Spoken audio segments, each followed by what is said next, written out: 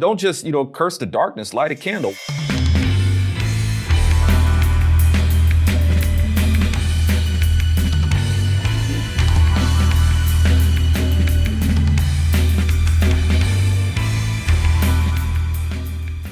Howdy, folks. Welcome to the Virtue Signal. I'm Alfonso Rachel with my buddy Bill Whittle. Bill, man, when are you going to come out with that video game, man? We need another video game. We need like some sort of video game to compete with this nonsense. What did I see?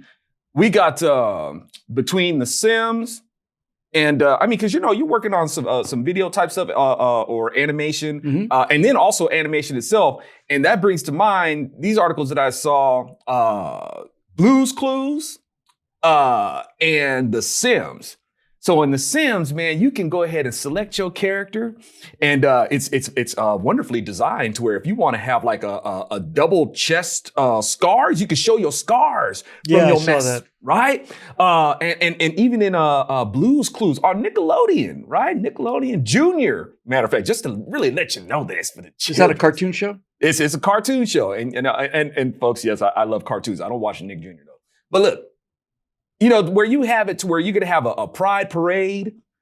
Pride, man, I have my issues with that. But you got to have this pride parade, and they got the teddy bears that have their scars and stuff like that. And you got the Sim that's going to have, where you can wear these drawers where it hides your junk and stuff like that. So, you don't have anything protruding down there, anything like that. So these are the kind of things, and this kind of stuff, man, these are levers that the godless left, I know that sounds really redundant, uses to infiltrate and influence the culture. Man, they've been doing it for a long time.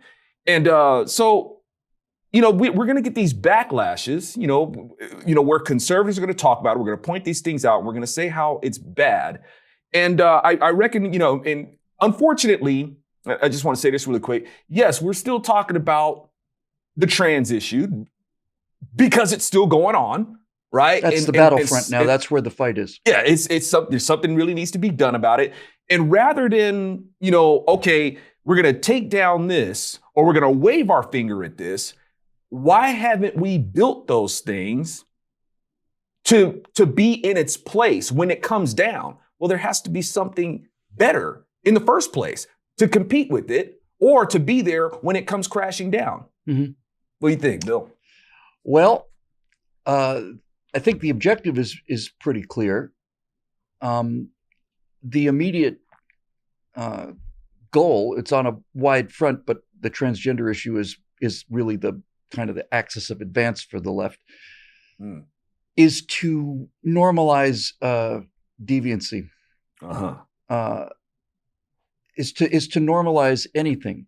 One of the reasons that they like this term cisgender, meaning straight people, non-trans people, is it's no longer a question of men and women now. Now it's cis men and cis women versus trans men and trans women.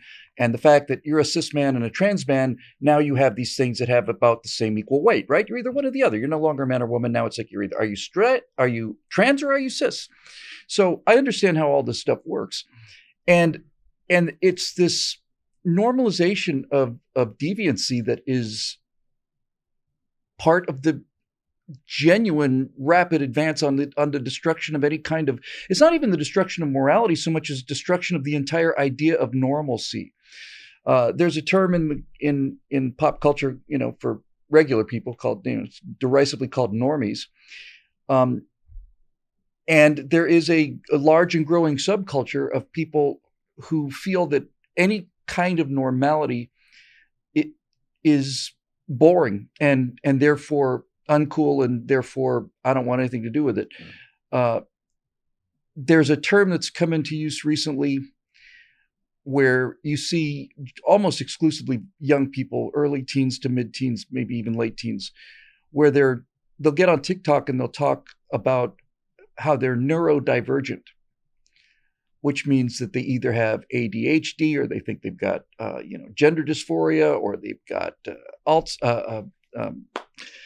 they're anything they can come up with to make themselves into a protected class of victimhood. That's the goal, is to find which one of these protected victim classes you can squeeze into, especially if you're white, and double especially if you're white male, and triple especially if you're a white male straight person, and to the fourth power if you're a white male straight Christian person. But those last group don't generally fall into this trap.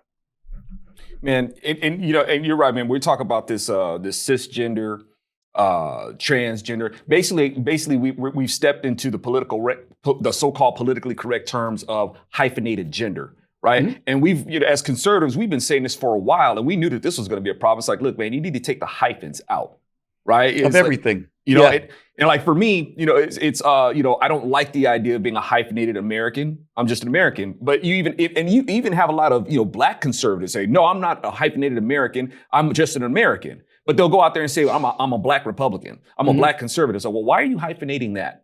Yep. Right? You got to be consistent. And that's one of the reasons why we haven't really been able to effectively fight this thing, because we got to be consistent on our own end. And now we're stepped into a place where you're not only are you a hyphenated gender, you get it to be a hyphenated species and all that sort of stuff. And the ridiculous of this it's going to go off the charts, and it's going to get worse.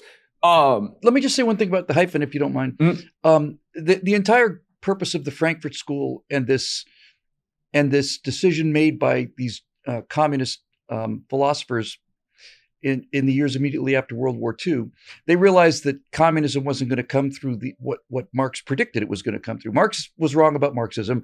Marx said that it's going to be the oppressed workers that are going to bring about this egalitarian society.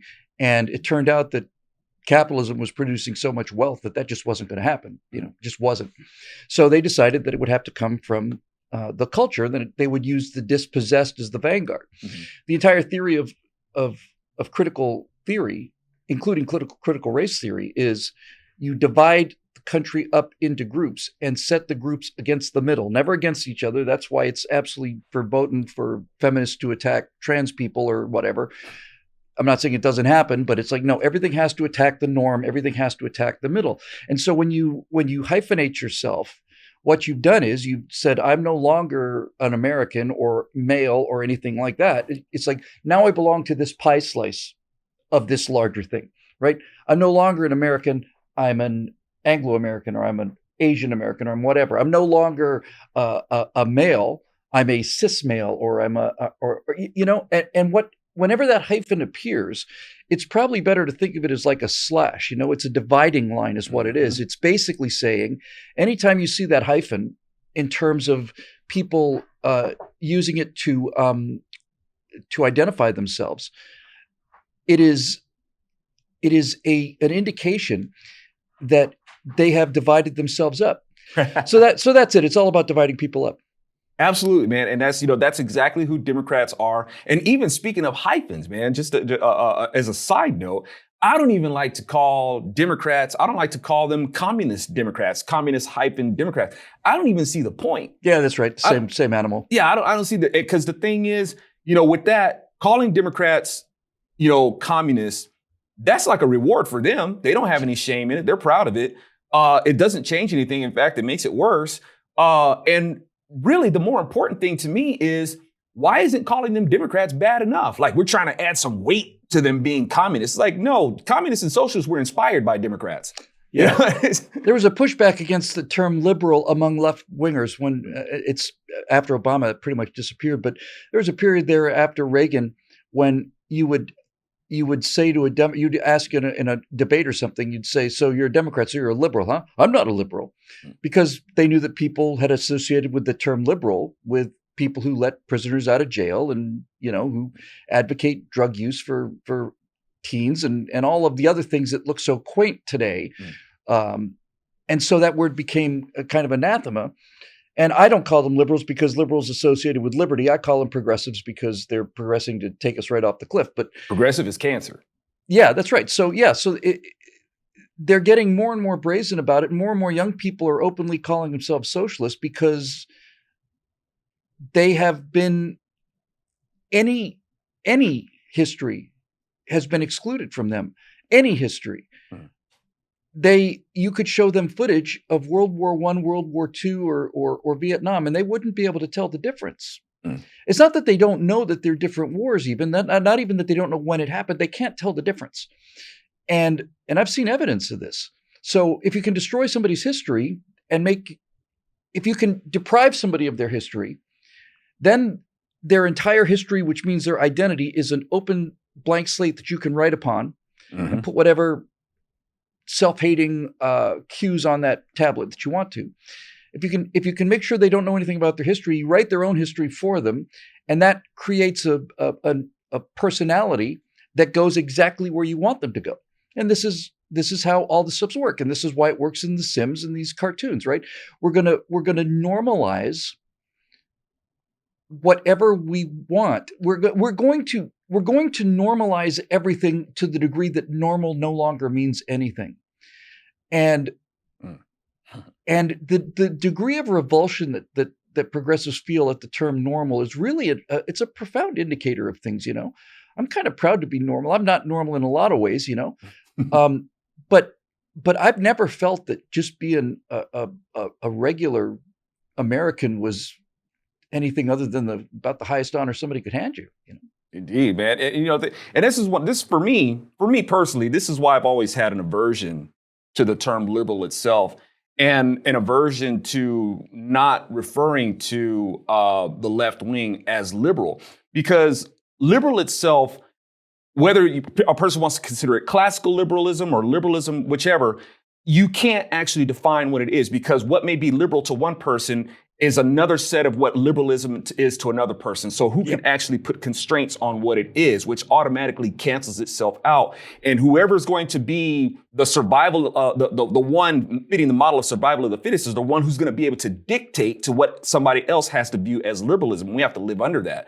Liberalism, the only adjectives that I've ever found to be consistent across all periods in history and all countries everywhere, consistent, is collectivist and individualist. That's the one thing that I always end up saying, that's it. Yes. I mean, because even with liberalism, and as they're taking these liberties, with these video games, and whatever cultural lever that they're going to use to influence the culture is, you could just see it soaked in liberalism. Liberalism, one has to actually follow the evolution. You have to take the total evolution of what it is, and it never amounts to liberty. It's like it's a misnomer. Liberalism, what it amounts to is people taking, liberties or being liberal with their power, liberal with taxing you, liberal with spending your money, liberal with borrowing your money, liberal with who qualifies as a human being and who doesn't, liberal with their interpretations of who qualifies as a man or who doesn't. All these things are products of liberalism. It's like I say about, the devil in the garden, the actual classical liberal,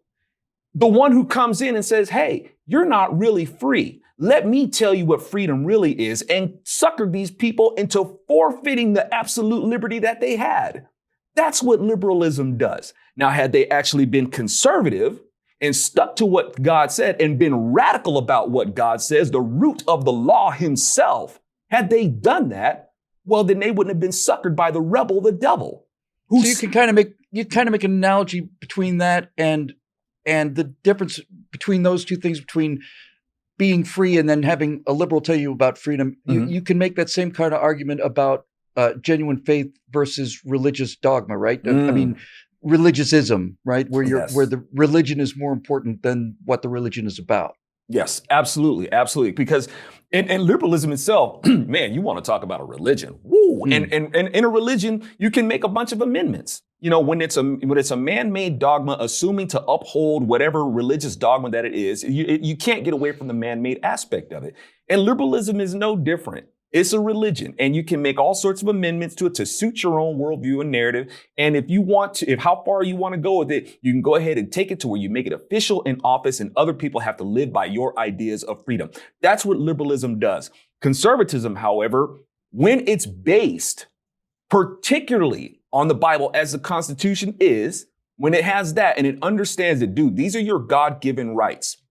And you do not want to put in things or institute anything that's going to mess with that, so we can uphold the balance of liberty and the balance of freedom. That's where conservatism comes in. But even conservative, it's like I'll hear people say that, they'll talk about classical liberalism. That's fine. But even if you're going to be a classical liberal, you still got to be conservative about it, because if you don't and it goes unconstrained, well, you end up with people instituting perversion for us to have a live under. And it comes through mediums like these video games. And I love video games, right?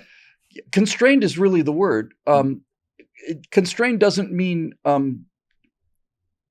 doesn't even really mean confined. It just means that there are boundaries which freedom has to operate within. And if you want to take this purest argument of like, well, you don't need any laws, you should be able to do whatever you want to all the time, that's not freedom. That's anarchy, and that's the rule of the toughest and the fittest and all the rest of it. So so all of us has to be constrained. And when people say, well, conservatism is so old-fashioned, yes, I do. It is. And at some point you have to stop and ask yourself, if you were to just for a minute take all morality and religion off the table, all Christianity and Judaism, all of it, just wipe it away, just for the sake of the argument.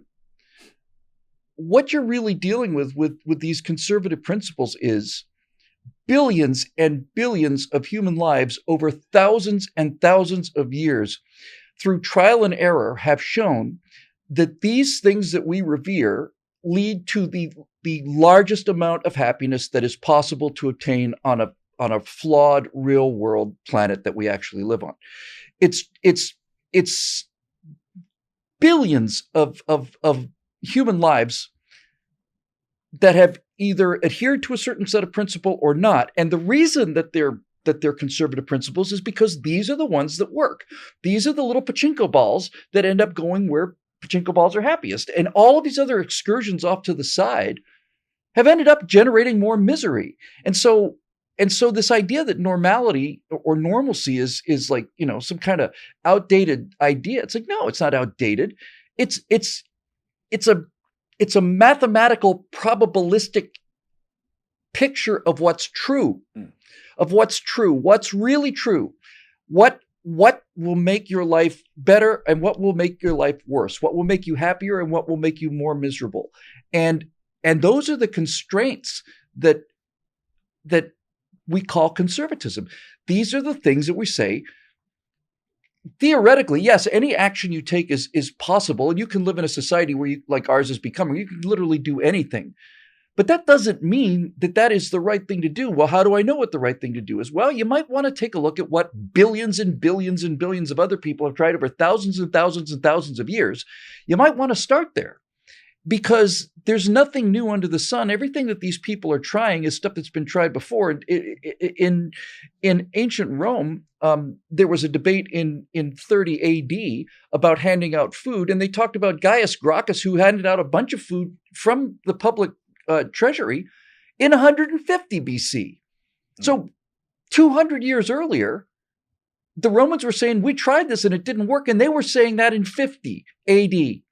So none of this is new. All of this is simply to say that this is why the entire idea of normalcy has to be destroyed, because normalcy represents a statistical, probabilistic range of behaviors that lead to increased happiness and increased freedom. I hear you, man. And then the thing is, but even normalcy is another one of those instances where a person can be liberal with what normalcy is. That's the thing about it. Who has the corner? I mean, don't get me wrong, man. I mean, you have these historical markers, these things that you can refer to throughout history. But I mean, even with that, Bill, people can take liberties on how they're going to view history and how they're going to promote their idea of history. Like I often hear the term, it's the winners who write history. I don't agree with that. I think the losers write history, because the losers who are going to be the most butthurt about it and want to put out their narrative in their lament about what the history was. And then they get in there and they find whatever institution of influence that they can get into, as we see with our institutions of higher learning, our education system, our entertainment and news media system. They've taken to it all. The losers are the ones who are running that, and they're telling the story of how things have gone down. And so they're the ones dictating to what normalcy is. I'll split a hair with you on this one. I think that the winners write history It's the losers that rewrite history. Oh, I like it. Okay. Yeah, I think that's how it works. Yes. Right? When you have conquered, when your ideals are prevalent, and you're either the Romans or the Egyptians, whoever, and you've conquered all your enemies, and you write the history, and you make yourself look good because we're the victors, and we are the ones who are publishing books because the people that we've defeated are now in chains, or whatever the case may be. So the victors write history.